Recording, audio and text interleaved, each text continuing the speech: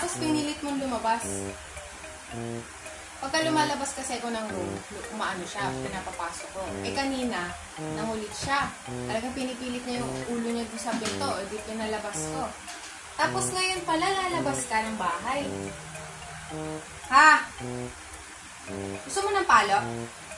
Ha? Gusto mo palo? Tara dito. Tara dito.